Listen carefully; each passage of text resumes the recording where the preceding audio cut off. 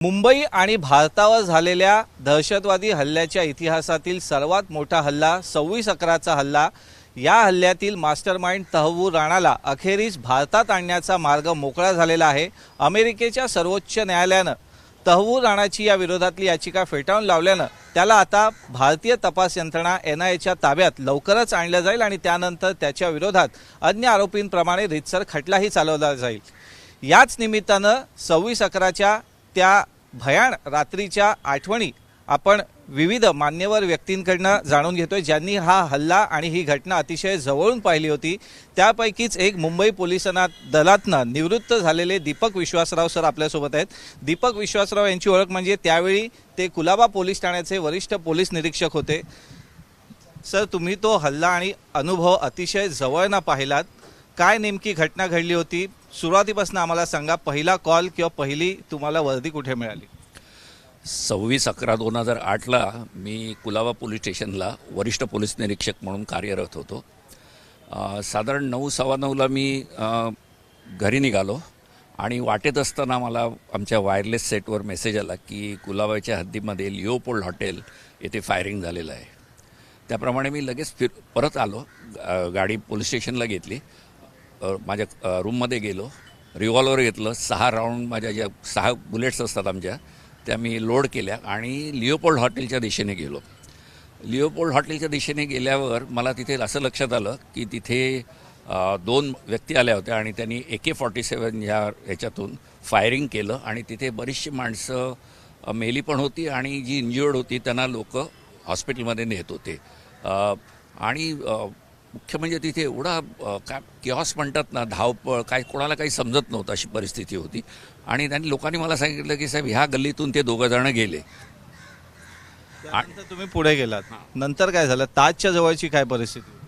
नंतर आम्ही पुढे गेलो तेव्हाच मला असं लक्षात आलं की ते जे 2 टेररिस्ट होते त्यांनी लिओपोल्ड हॉटेलमध्ये फायरिंग केलं होतं, ते त्या गल्लीतून जाऊन त्यांनी ईस्ट एंट्रन्स आहे ताजचा, त्या एंट्रन्सनी दरवाजा तो फोडून ते आत गेले होते आणि त्याच वेळेस 2 टेररिस्ट हे मेन गेटनी आत आले होते आणि ते सर्व एकत्र भेटले तिथे।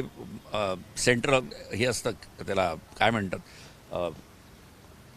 कॅफे असतो आपला, तिथे ते भेटले आणि तिथून त्यांनी लिफ्टनी वर गेले, तिथे त्यांनी फायरिंग केलं। तिथे बरीचशी माणसं मेली त्या ग्राउंड फ्लोअरला आणि तिथून ते लिफ्टवरून वर गेले आणि त्यांनी मग जाळपोळ आणि फायरिंग सुरू केलं।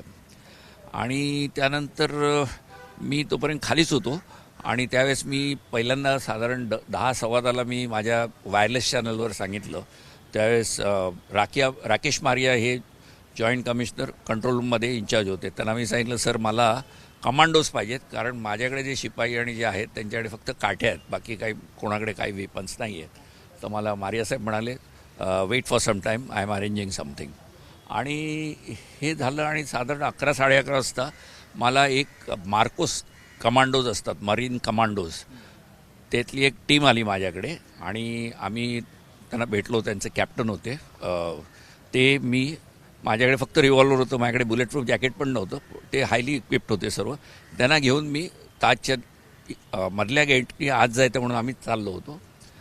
एक कमांडो आणि आम्ही बाहेर पाय टाकला, म्हणजे पुढून असं आत त्या फसादमधून आत जाण्यासाठी, आणि त्यावेळेस वरून 2 हँड ग्रेनेड आमच्या अंगावर आले, अगदी जवळ आले आणि जस्ट काय म्हणतात, एक नशीब होता म्हणून आम्ही दोघंही वाचलो आणि तिथून आम्ही विड्रॉ झालो। मला ते कॅप्टन होते, ते म्हणाले, sir we are not going ahead from here, we will think of some other plan.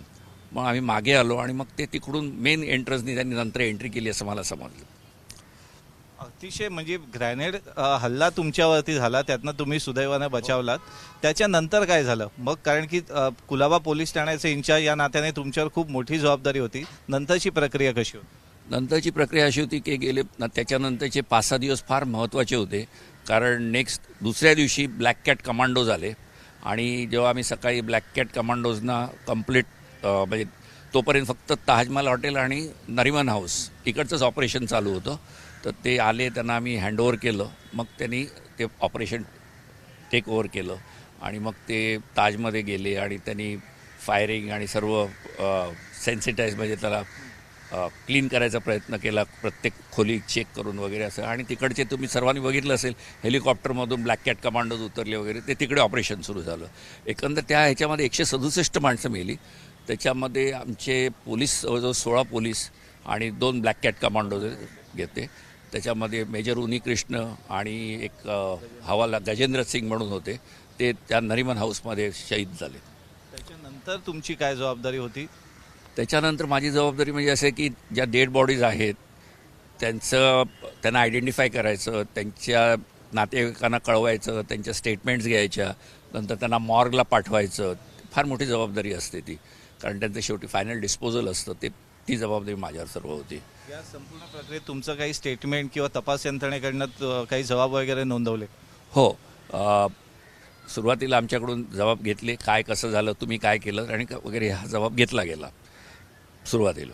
त्याच्यानंतर आज 17 वर्षांनी जवळपास हा खटल्याचा निकाल लागला आहे. जे दोषी होते त्यांना एक कसाबला आपण जिवंत पकडलं, त्याला फाशी दिली, इतर आरोपींना सुद्धा शिक्षा झाली. आज जो मास्टर माइंड होता तहव्वूर राणाला, त्याला भारतात आणलं जात आहे. एक पोलीस अधिकारी आणि भारतीय नागरिक, कारण की हा देशावर झालेला आजवरचा सर्वात मोठा दहशतवादी हल्ला म्हणून ओळखला जातो.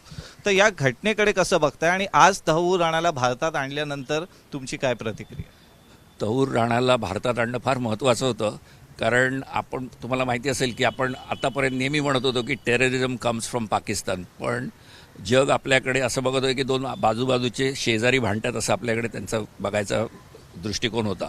पण ज्यावेळेस आपण कसबला पकडलं, जिवंत पकडलं आणि त्या चार्जशीट टाकलं, त्याला सर्व कनेक्ट करून, त्यावेळेस सर्वांना समजलं की पाकिस्तानमधून टेररिझम येते. आणि तहव्वूर जो राणा आहे हा पाकिस्तानचा एक्स मिलिटरी मेडिकल कॉप्सचा माणूस आहे आणि तो ह्या डेव्हिड हॅडलीला सर्व मदत करत होता. तुम्ही आज वाचलं असेल, त्यांनी 231 कॉल्स केले डेव्हिडला. 66 कॉल्स त्यांनी अटॅकच्या अगोदर केलेले आहेत. आणि इकडचं जे रेकी म्हणतात, आपण ज्याला रेकी म्हणतो, तारदेवला ऑफिस, हो, रेकग्नायझेशन जे करतात ते त्यांनी केलेलं आहे. आणि त्याला तो जो एव्हिडन्स देईल त्यामध्ये आपण एक प्रूव्ह करू शकू की पाकिस्तानचे जे लोक होती ते ह्याच्यामध्ये इन्व्हॉल्ड होते. हे फार महत्त्वाचं आहे. तर नक्कीच जसं विश्वासराव सांगतायत की तहव्वूर राणाला भारताच्या हवाली करणं आणि त्याला इथं आणून त्याच्या विरोधात अन्य आरोपींप्रमाणेच खटला चालवणं ही सुद्धा एक महत्त्वाची गोष्ट आहे. यावरून आपण पाकिस्तानकडनं जो सातत्यानं भारतावर दहशतवादी हल्ले केले जातात ते कशा पद्धतीने केले जातात, त्यांची काय मोडस ऑपरेंडी असते, काय त्याची तयारी केली जाते, हे या माध्यमातून जगापुढे आणू शकू. आणि पाकिस्तानचा खरा दहशतवादी जो चेहरा आहे तो या निमित्तानं जगापुढे आणण्यासाठी तहव्वूर राणाचं भारतात येणं आणि त्याच्यावर एका अन्य आरोपीप्रमाणे खटला चालवणं 26/11चा, ही सुद्धा तितकीच महत्त्वाची बाब मानली जाते. कॅमेरामन अजित शिवथरकर, समय राणे, एबीपी माझा, मुंबई. एबीपी माझा, उघडा डोळे बघा नीट.